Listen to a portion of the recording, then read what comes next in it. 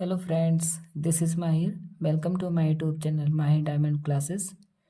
Friends, जैसे कि आप देख पा रहे हैं, आज हम रीट लेवल सेकंड की 2017 की जो हम क्वेश्चन पेपर कर रहे हैं उसकी आज हम सेकंड क्लास लेकर आए हैं। कल हमने फर्स्ट क्लास कंप्लीट कर ली जिसमें हमने 10 क्वेश्चन कंप्लीट किए थे।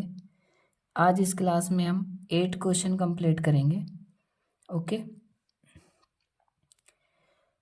प्लीज़ जितने भी न्यू स्टूडेंट हैं इस चैनल को सब्सक्राइब कर लें और बेल आइकन को प्रेस करके रखें ताकि हमारी आने वाली वीडियो आपको तुरंत उसका नोटिफिकेशन मिल जाए।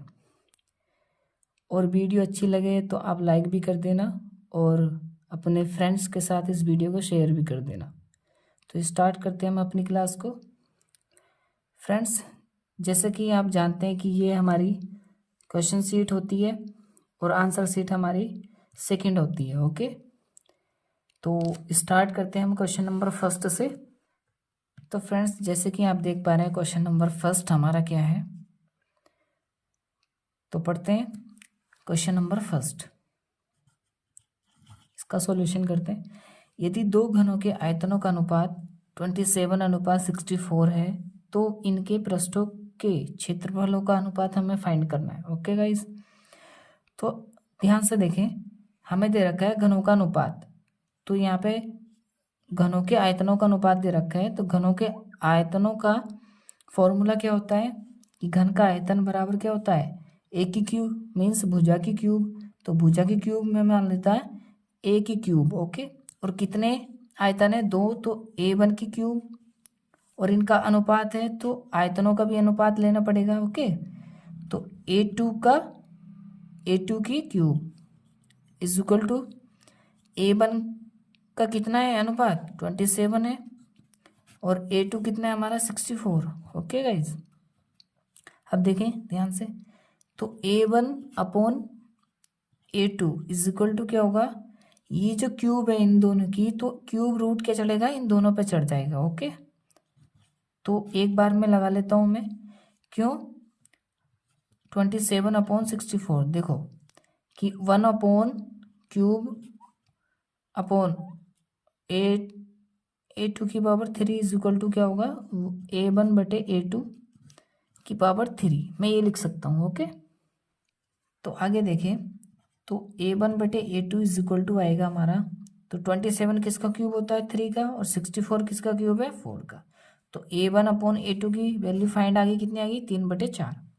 अब हमें निकालना क्या है, इनके पृष्ठों के क्षेत्रफलों का अनुपात फाइंड करना है। तो घन के पृष्ठीय क्षेत्रफल का अनुपात कितना होता है, देखेंगे घन का पृष्ठीय क्षेत्रफलों का अनुपात कितना होगा, तो कितना होता है 6A²। तो हमें दे रखी है A1 यहाँ पे, तो A1 का स्क्वायर, और 2 का अनुपात है तो क्या लिखेंगे 6A1 का स्क्वायर अपॉन 6A2 का स्क्वायर। ओके, 6 से 6 कैंसिल हो गया हमारा, तो यहाँ पे बचा A1 का स्क्वायर अपॉन A2 का स्क्वायर। ओके, और A1 कितना है हमारा, A1 यहाँ पे 3 है, 3 का स्क्वायर अपॉन A2 कितना है 4, तो इसका स्क्वायर। तो देखें 3 का स्क्वायर कितना आ जाएगा 9, और 4 का स्क्वायर कितना आ जाएगा 16। तो इसका हमें रेशियो फाइंड करना था, तो 9:16, यही हमारा आंसर है। ओके, तो फर्स्ट क्वेश्चन आई होप आपकी समझ आया होगा, हमने कंप्लीट कर लिया। सबसे पहले इसका आयतन हमें फाइंड करना था, उसके बाद इसका पृष्ठीय क्षेत्रफल का अनुपात हमें फाइंड करना है। ओके, तो कितना है 9:16। नेक्स्ट सेकंड क्वेश्चन करते हैं अपना, ये देखें आप,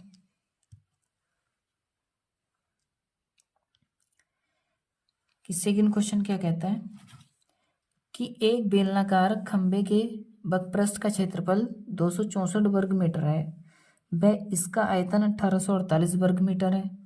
खंबे की ऊंचाई कितनी है, मीन्स कि एक बेलन है, उसका बकपृष्ठ का क्षेत्रफल दे रखा है और बेलन का आयतन हमें दे रखा है, तो हाइट पूछ रहा है। ओके, तो देखें लिखेंगे बेलन का, यहाँ पे लिख लें बेलन ये देखो अब दिख रहा होगा, बेलन का बकपृष्ठ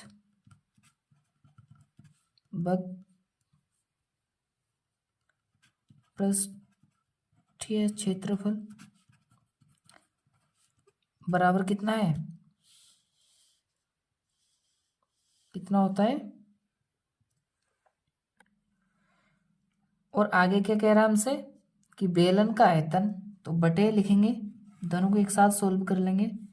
तो बेलन का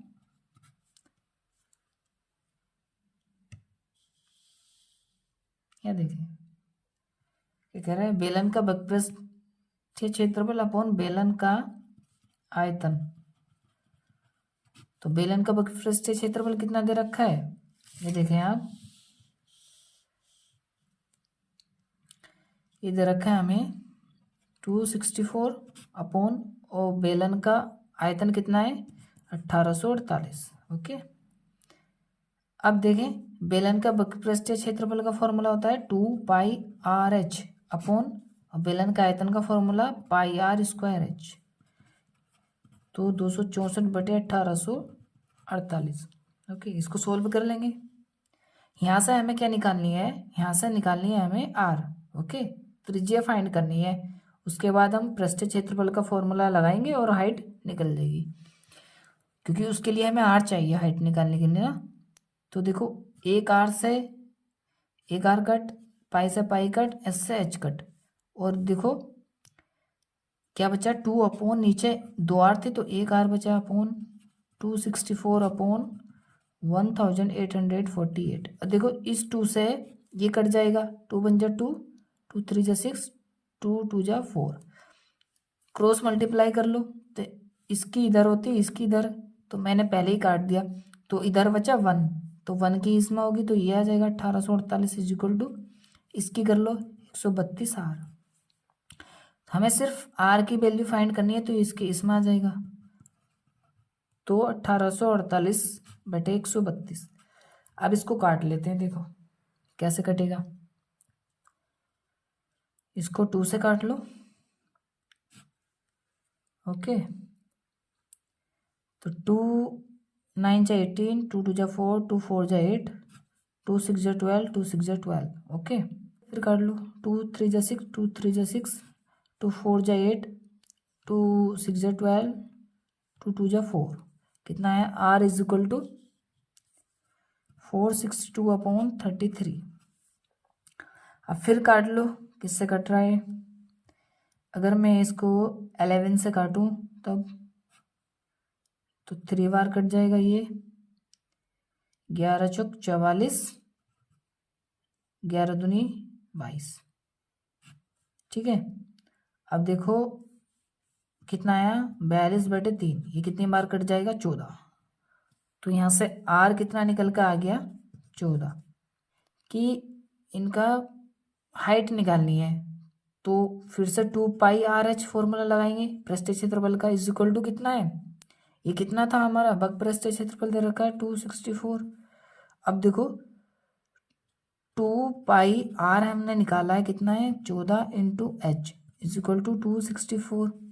तो सिर्फ h चाहिए हमें, 264 अपॉन 2π और इंटू में 14। ओके, अब देखो काट लो इनको, इससे काट लेते हैं, 2 1 जा 2, 2 3 जा 7, 2 3 जा 6, और 2 2 जा 4, और बाकी जो है इसका मान रख देते हैं। देखो क्या है 132 बटे, पाई का मान होता है 22/7, जो 7 बटे में आएगा वो चला जाएगा इंटू में ऊपर, इंटू 14, 7 दूनी 14। अब 2 से काट लो, 2 छिक्का 12 और 2 छिक्का 12, कितना है h is equal to 66 upon 22, तो कितनी बार कट जाएगा 3 बार, तो h इज इक्वल टू कितना आया 3 सेंटीमीटर, सॉरी मीटर, कितना आएगा 3 मीटर, कितनी हाइट आई 3 मीटर। ओके, यही हमारा आंसर है, गॉट इट। तो दूसरा क्वेश्चन देखो, थोड़ा लेंथी था बट क्या था बहुत इजी था, हार्ड नहीं था बट कैलकुलेटिव था, इसमें काफ़ी फॉर्मूले लगे, इस वजह से थोड़ा लेंथी हो गया, बट फास्ट तरीके से करेंगे हम तो इजी हो जाएगा, आप प्रैक्टिस कर लेना। तो इजी हो जाएगा। नेक्स्ट करते हैं अपना थर्ड क्वेश्चन। देखें थर्ड क्वेश्चन क्या कहता है हमारा, ये रहा, देखो क्या है, 56 सेंटीमीटर, ये रहा, 56 सेंटीमीटर व्यास वाले किसी वृत्त के आधे भाग की परिधि क्या होगी। अब देखो 56 सेंटीमीटर का व्यास है, तो व्यास रेडियस का 2 गुना होता है, तो रेडियस कितनी आ जाएगी, मीन्स आर कितनी आ जाएगी, व्यास का हाफ, व्यास का आधा, और व्यास कितना है 56, तो कितना आ जाएगा आर इज इक्वल टू 28, कितना आ गया 28। आर फाइंड कर लिया हमने। तो किसी वृत्त के आधे भाग की परिधि, वैसे वृत्त की परिधि का फॉर्मूला क्या होता है, यहाँ लिखेंगे वृत्त की परिधि का फॉर्मूला होता है 2πr, बट ये देखो आधा है, वृत्त कितना है, पूरा नहीं है, तो आधा होगा तो किससे भाग कर देंगे, 2 से, तो यहाँ लिखेंगे आधे वृत्त की परिधि, आधे वृत्त की परिधि, तो 2 से 2 कट जाएगा, कितना आएगा सिर्फ πr। ओके, तो आधे वृत्त की परिधि कितनी होती है πr। अब पाई का मान डाल देंगे 22/7, यहाँ देखो लिख रखा है इन्होंने कि पाई का मान क्या ले सकते हैं हम, 22/7 प्रयोग कीजिए, ठीक है। और आर हमने फाइंड करी 28, तो 7 चौक 28 और 22 चौक कितने होते हैं 88। ओके, कितना आया 22 चौक 88, यही हमारा आंसर है, सेंटीमीटर है, ठीक। तो कितनी आसानी तरीके से हमने क्वेश्चन किया। तो क्वेश्चन नंबर आते हैं हम नेक्स्ट है हमारा फोर्थ। अब फोर्थ क्वेश्चन को आप जरा थोड़ा ध्यान से देखना, इसमें फोर्थ और फिफ्थ किस पे बेस है, हमारे इस चित्र पे बेस है ना, जो सर्किल हमें दे रखा है इस पे बेस है, दोनों फोर्थ भी और फिफ्थ भी। देखो क्या है, पहले ऐसे ध्यान से देखो, कल मैंने बताया था कि ये कितने डिग्री का होता है, 360 डिग्री का, अगर डिग्री में दे रखा है तो, और परसेंटेज में होता है तो 100% होता है, ठीक है ना, इसका मान। तो देखो पहला क्वेश्चन फोर्थ करेंगे, ये रहा, इन विषयों में सीमा द्वारा प्राप्त सभी अंकों का योग 480 है। ये थोड़ा लंबा क्वेश्चन था, मैंने मेन पॉइंट लिखा है इस क्वेश्चन का। तो सीमा द्वारा प्राप्त सभी अंकों का योग कितना है 480, मीन्स सीमा को जो टोटल अंक मिले हैं वो कितने हैं 480 हैं, ठीक। अब देखो पहला क्वेश्चन, ये पहला क्वेश्चन था, ये पांचवा क्वेश्चन है। तो सीमा ने गणित में कितने अंक प्राप्त किए, क्या फाइंड करना है हमें, सीमा ने गणित में कितने अंक प्राप्त किए, गणित क्या है हमारा, ये टोटल अंक कितने थे 480, टोटल अंक कितने 480, और हमें मैथ का निकालना है, तो देखो जिसका निकालते हैं उसे ऊपर रखते हैं, और डिग्री है तो 360 से भाग करेंगे, और अगर परसेंटेज होता है तो 100 से भाग करते, ओके। तो ये काट लेते हैं, 0 से 0 कट गया, 12 से काट लो, 12 तिया 36, 12 चौक 48, अब 3 से काट लो, 3 तिया 9, 3 का ना 3, कितना आया 4 × 31, कितना आ जाएगा 4 का ना 4, 4 तिया 12, कितने अंक आए जी उसके मैथ में 124 अंक उसको मिले, ओके। तो नेक्स्ट हमारा क्वेश्चन है फिफ्थ। देखिए फिफ्थ क्वेश्चन, सीमा ने हिंदी में अंग्रेजी की तुलना में कितने अंक अधिक प्राप्त किए, कहाँ है हमारा हिंदी ये रहा, अंग्रेजी ये रहा।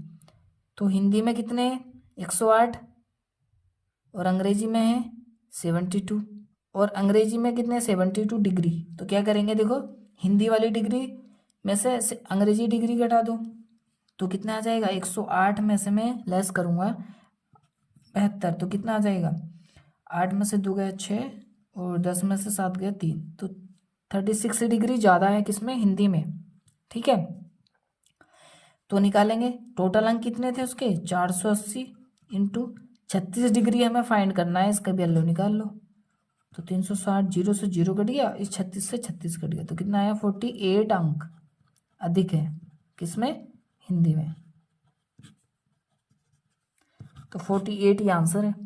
तो फ्रेंड्स अब नेक्स्ट क्वेश्चन करते हैं हम 6, ओके। देखते हैं क्या है क्वेश्चन 6, कि एक कक्षा में 20 छात्रों ने गणित विषय में 100 अंकों में से क्रम से निम्न अंक प्राप्त किए, ठीक है, ये अंक है, ठीक। तो इसमें हमें क्या फाइंड करना है, इसका वर्ग और बारंबारता वाला क्वेश्चन है ये, ओके। तो वो हम फाइंड करेंगे। ठीक है, कितने छात्र हैं 20। तो देखो मैं बना लेता हूँ, एक साइड वर्ग लिखा और एक साइड में लिख लूँगा बारंबारता। मीन्स होता है कि इसके अंडर में कितने छात्र हैं। ओके, बारंबारता। ठीक, अब देखो वर्ग बना लिया मैंने, तो कहाँ से स्टार्ट करेंगे, 0 से लेकर 20 तक। ओके, अब देखो इसका मतलब क्या होता है, 0 से 20 तक का मतलब कि 0 और 20 के अंडर कितने अंक प्राप्त किए। ओके, तो देखो कितने बच्चों ने अंक प्राप्त किए भाई, ढूंढते हैं। 1 2, 20 से कम कम होना चाहिए या 20 तक हो। ठीक है, 1 2 3 और 4, और कोई दिख रहा है, कितने, 4, कितने आए, 4। अब 20 से लेंगे 40, मतलब 20 और 40 के बीच कौन कौन से नंबर हैं, तो 20 और 40 के बीच देखो 24, 2 2 3 और एक 4 और एक 5, कितने आ गए, 5। अब लेंगे 40 से 60, 40 से 60,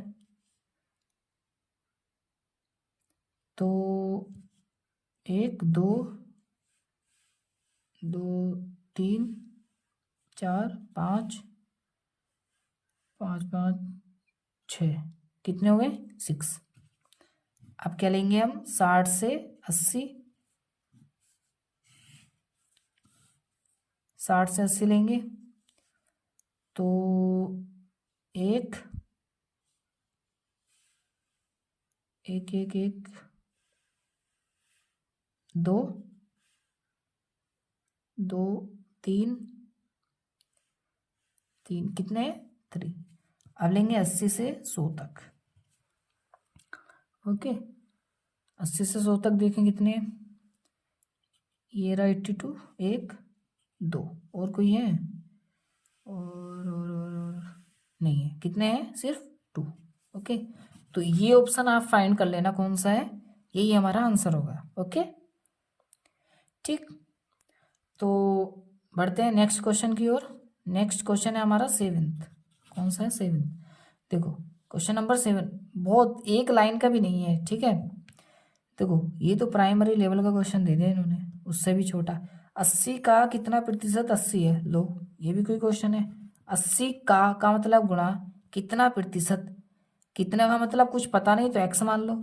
ठीक, कितना प्रतिशत का मतलब एक्स मान लिया, प्रतिशत तो एक्स प्रतिशत इज इक्वल टू 80 है, जो भी है वो इक्वल्स टू के बाद लिखा जाता है। तो देखो 80 इंटू प्रतिशत का मतलब होता है 100/100, क्या होगा, 100/100 इज इक्वल टू 80। ठीक, अब इस 80 से ये 80 कट गया। ठीक है, तो यहाँ बचा 1, तो देखो 1 बचा यहाँ पे, तो इसके नीचे 1 लगा के अपनी साइड से मैं क्या करूँगा, क्रॉस मल्टीप्लाई।